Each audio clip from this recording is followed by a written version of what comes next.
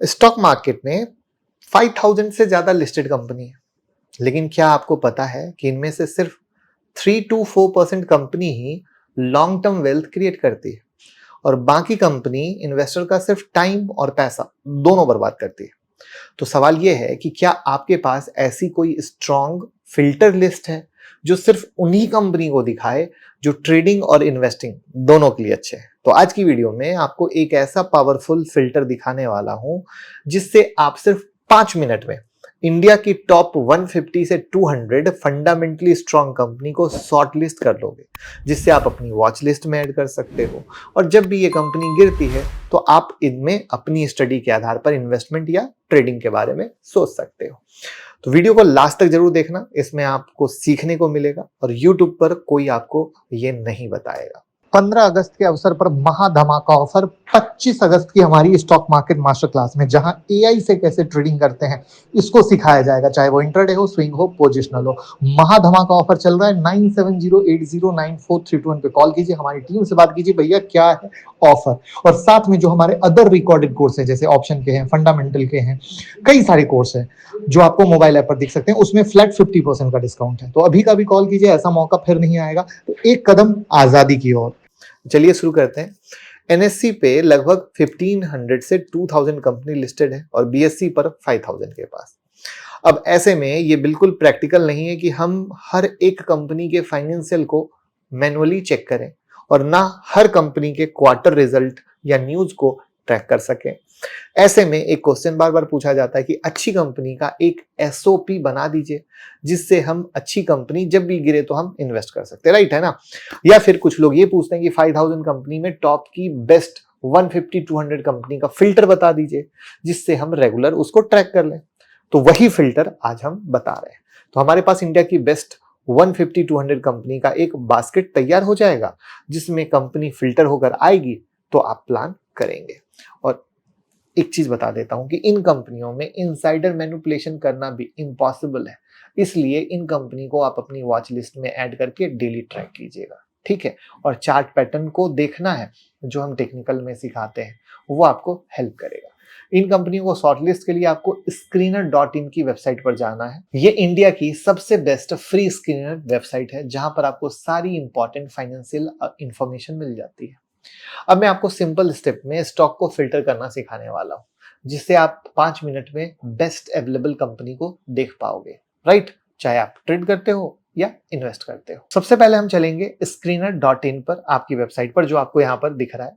उसके बाद जहां स्क्रीन से लिखा है उस पर क्लिक करेंगे। क्लिक करने के बाद यहाँ पर एक ब्लू कलर का टैब है जिसमें लिखा है क्रिएट न्यू स्क्रीन, उस पर क्लिक करेंगे। अब यहाँ पर हम अपनी कस्टम कंडीशन लगा सकते हैं। कुछ इंपॉर्टेंट पॉइंट जो हम लगाएंगे वो है debt to equity less than 0.25 और return on capital employed is greater than 20%, net profit is greater than 200 and public holding is less than 300 and pledge percent less than 10%। अब जो भी बोला वो यहाँ पे लिखा हुआ है, आप अपने पेपर में भी नोट कर सकते हैं जिससे कि आप भूलें नहीं। अब डेट टू इक्विटी रेशियो के बाद स्पेस डालते हैं, फिर लेस देन लिखते हैं, फिर स्पेस डालते हैं, फिर 0.25 करते हैं, फिर स्पेस डालते हैं और तब एंड लिखते हैं, जो अगेन यहाँ पे दिखा गया। इसका मतलब है कि हमें सिर्फ ऐसी कंपनी चाहिए जिनका डेट शेयर होल्डर के पैसे के 25% से कम होना चाहिए। ध्यान रहे लास्ट में एंड लिखना भूलिएगा मत, वरना क्वेरी रन नहीं करेगी। दूसरा है रिटर्न ऑन कैपिटल एम्प्लॉयड, फिर से स्पेस करेंगे, ग्रेटर देन डालेंगे, फिर स्पेस करेंगे, फिर 20% डालेंगे, फिर स्पेस करेंगे और एंड लिखेंगे। रिटर्न ऑन कैपिटल एम्प्लॉयड का मतलब होता है कि कंपनी अपने बिजनेस में लगाए गए टोटल पैसों से कितना प्रॉफिट कमा रही है। कंपनी के ऑनर का अपना खुद का और लोन का पैसा जोड़कर जो पैसा बिजनेस में लगा उस पर कंपनी कितना प्रॉफिट कमा रही है, वो रिटर्न ऑन कैपिटल एम्प्लॉयड होता है। सपोज कंपनी ने टोटल ऑनर का पैसा प्लस लोन 100 करोड़ रुपीज लगाए और उस पर कंपनी ने 20 करोड़ की कमाई की, तो रिटर्न ऑन कैपिटल एम्प्लॉयड 20% हुआ। मतलब 20% आरओसी वाली कंपनी अपने पैसे का बिजनेस ग्रोथ के लिए अच्छे से यूटिलाइज कर रही है। ध्यान रखिएगा, आरओसी बैंकिंग और एनबीएफसी सेक्टर की कंपनी के लिए सही नहीं है, इसलिए हो सकता है कि हमारी लिस्ट में बैंकिंग और एनबीएफसी के शेयर आए तो वहां पर हमें आरओसी नहीं देखना है, मतलब उनको नहीं लेना है। वो क्यों होता है, उसके लिए आप हमारा फंडामेंटल एनालिसिस का कोर्स ज्वाइन कर सकते हैं, जिसमें किस सेक्टर में कितना आरओसी अच्छा होता है वो हम डिटेल में सिखाए हैं। आप हमारे मोबाइल ऐप को भी डाउनलोड कर सकते हैं फ्री कोर्स के लिए। 9708094321 पे भी कॉल कर सकते हैं। एग्जाम्पल के लिए IT sector 20% ROC easily attend कर सकती है, लेकिन कैपिटल इंटेंसिव सेक्टर में 20% आरओसी अटेंड करना बहुत बहुत मुश्किल काम है। जैसे सीमेंट सेक्टर के लिए कैपिटल इंटेंसिव सेक्टर है, जिसकी टॉप कंपनी अल्ट्राटेक, उसका आरओसी पता है कितना है, सिर्फ 11%। तो अगर आपको डिटेल में ये सब सीखना है तो फंडामेंटल एनालिसिस की क्लास को जरूर ज्वाइन करें। तीसरा है net profit space greater than space 200 space and. यहाँ हम सिर्फ ऐसी कंपनी अपनी बास्केट में रखना चाहते हैं जो कम से कम 200 करोड़ तो प्रॉफिट कमा रही है। अब ऐसा हमने इसलिए लिया क्योंकि हमने अपनी बास्केट में सिर्फ प्रॉफिटेबल कंपनी चाहिए। और दूसरी बात, अगर कोई कंपनी 200 करोड़ कमा रही है तो वो माइक्रो कैप और स्मॉल कैप तो हो नहीं सकती, इसलिए हमारी बास्केट में बाय डिफॉल्ट लार्ज कैप और मिड कैप कंपनी रहेगी। चौथा, public holding space less than 30% space and. ध्यान रहे यहाँ प्रमोटर होल्डिंग नहीं, बल्कि हम पब्लिक होल्डिंग की बात कर रहे हैं। किसी स्टॉक में पब्लिक होल्डिंग अगर ज्यादा रहती है तो एक डाउट क्रिएट होता है कि प्रमोटर का अपनी कंपनी में कोई कंट्रोल नहीं है, ठीक है ना। इसलिए हम 30% से कम पब्लिक होल्डिंग वाली कंपनी अपनी बास्केट में रखना चाहते हैं। लेकिन अगर पब्लिक होल्डिंग कम होगी तो इसका मतलब है कि प्रमोटर की होल्डिंग अपनी कंपनी में ज्यादा हो सकती है, और अगर प्रमोटर की होल्डिंग अपनी कंपनी में ज्यादा होती है तो प्रमोटर गवर्नेंस के मामले में कम ट्रांसपेरेंट हो सकता है, ये रिलेटेड पार्टी ट्रांजैक्शन में इन्वॉल्व हो सकता है। इसलिए आपको किसी कंपनी में कॉर्पोरेट गवर्नेंस को कैसे एनालाइज करना चाहिए ये भी हम अपनी फंडामेंटल एनालिसिस क्लास में सिखाते हैं। अब हम आते हैं पांचवा पॉइंट, प्लेजिंग। वो प्लेजिंग में क्या था, pledging percentage space less than space 10%। ये हमारा लास्ट फिल्टर है, इसलिए हमने यहाँ पर एंड नहीं लगाया है, तो आपको भी नहीं लगाना है। अब पहले जब हम पब्लिक होल्डिंग वाली कंपनी फिल्टर किए थे, और उसका दूसरा मतलब ये होगा कि प्रमोटर होल्डिंग ज्यादा हो सकती है, लेकिन सिर्फ ज्यादा प्रमोटर होल्डिंग से काम नहीं चलेगा, वो होल्डिंग प्लेज भी नहीं होनी चाहिए।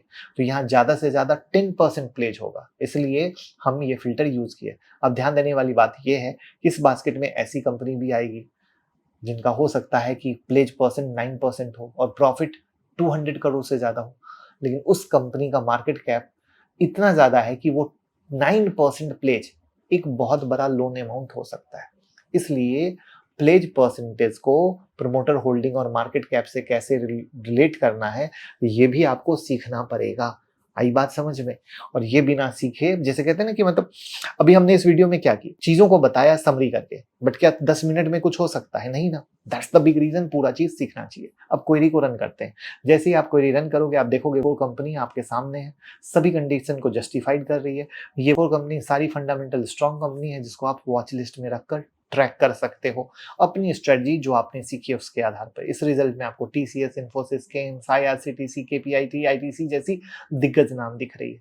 तो अपने सेक्टर की क्या हो गई, लीडिंग हो गई, फंडामेंटली स्ट्रांग हो गई।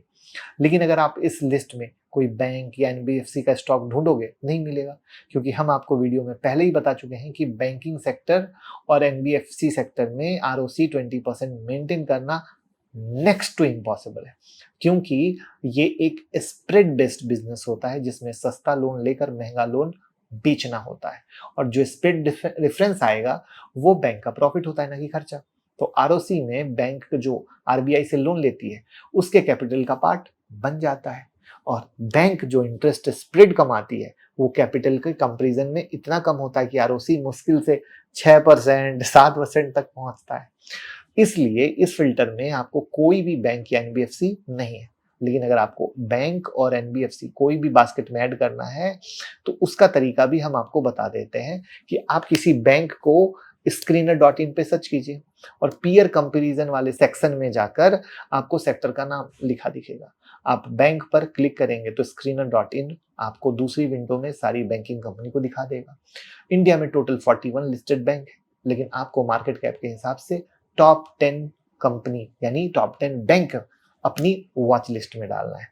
ऐसे ही सेम प्रोसेस फॉलो कर सकते हैं आप टॉप 10 फाइनेंशियल सेक्टर या एनबीएफसी कंपनी को अपने वॉच लिस्ट में ऐड करके। तो अब आपके पास स्ट्रॉन्ग बास्केट हो गया। अब यहाँ पर आप अपनी स्टडी डालिए। स्टडी वर्ड क्यों यूज किया, क्योंकि मैंने बताया ना कि फिल्टर तो बता दिया, बट अंदर में घुस के और बहुत सारी स्टडी करनी पड़ती है फंडामेंटल की। ऐसा नहीं कि सिर्फ ये देखा, बाय सेल किया और बाद में दूसरे को ब्लेम किया। तो जब तक आप प्रॉपर से सब कुछ अच्छे से नहीं सीखेंगे, तब तक आप अब इस 200 में घटा के लिमिटेड शेयर को नहीं ले पाएंगे। तो वो आप हमारे फंडामेंटल एनालिसिस से कर सकते हैं। वीडियो कैसी लगी कमेंट में बताइएगा और लोगों के साथ शेयर कर दीजिएगा। Thank you.